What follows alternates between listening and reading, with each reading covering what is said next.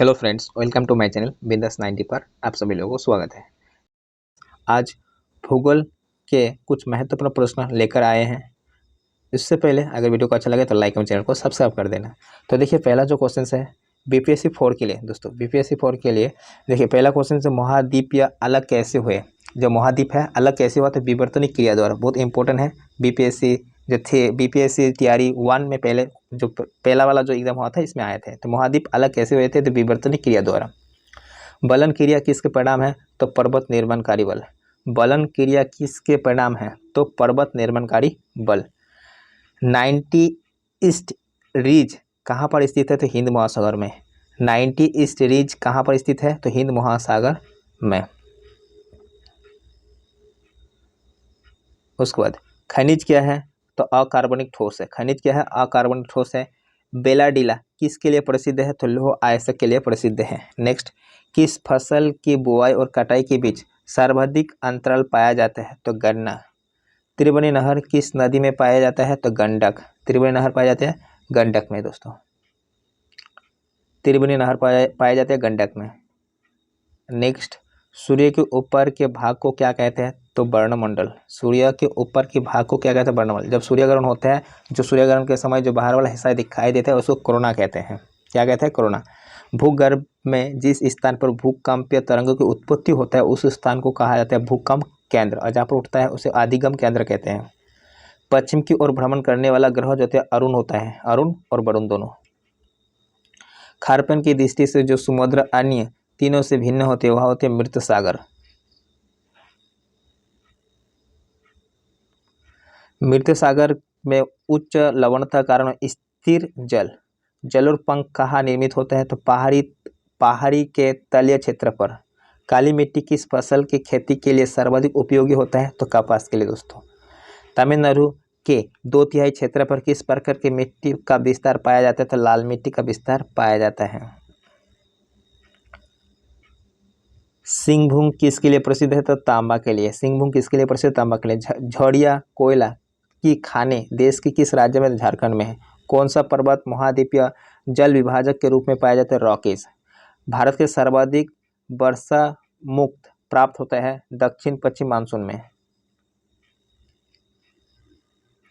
Next, monsoon किस भाषा का शब्द है, तो अरबी भाषा का शब्द है। तपोवन विष्णुगढ़ जल विद्युत परियोजना कहाँ स्थित है, तो उत्तराखंड में। उत्तराखंड में। काकरापारा परियोजना किस नदी पर स्थित है, तो ताप्ती नदी पर। काकरापारा परियोजना किस नदी पर स्थित है, तो काकरापारा। हिडकल परियोजना किस नदी पर है, तो घाट प्रभा नदी पर स्थित है। उसके बाद गंगा के मैदान की पुरानी कछारी मिट्टी को कहलाता है भंगार, और नया को क्या कहलाएगा, तो खादार। भारत की नदी संबंधित महत्वपूर्ण क्वेश्चंस देखिए। भारत की चौड़ी नदी कौन सी है, तो ब्रह्मपुत्र है चौड़ी नदी। भारत में डेल्टा बनाने वाली नदी कौन सी है, तो कावेरी, गंगा और मतलब गंगा ब्रह्मपुत्र सबसे बड़ा डेल्टा होता है।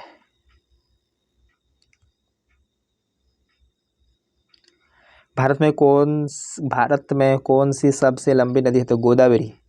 शायद भारत में कौन सी सबसे लंबी नदी है, तो गंगा होना चाहिए, लेकिन दक्षिण भारत में गोदावरी सबसे लंबा है।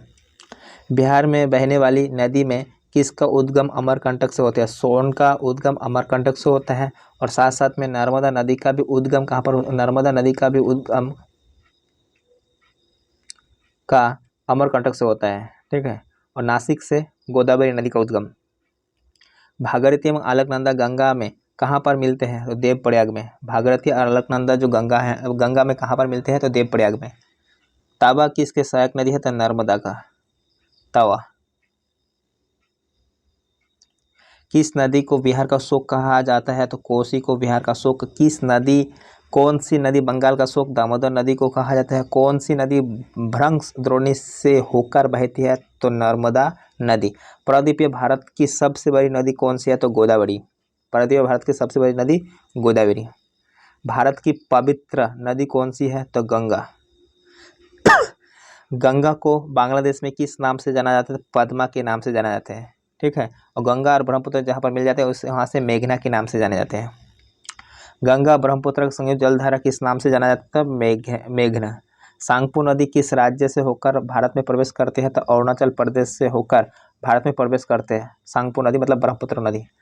तो दोस्तों अगर वीडियो को अच्छा लगे तो सिर्फ एक लाइक ठोक देना, बिंदास चैनल को सब्सक्राइब कर लेना अगर वीडियो अच्छा लगे तो। और रोज़ 8 बजे इस तरह से क्वेश्चंस लाने का प्रयास करेंगे बीपीएससी 4 के लिए एंड अदर्स एग्ज़ाम के लिए भी। Thanks for watching this video. खुश रहिए, मुस्कुराते रहिए।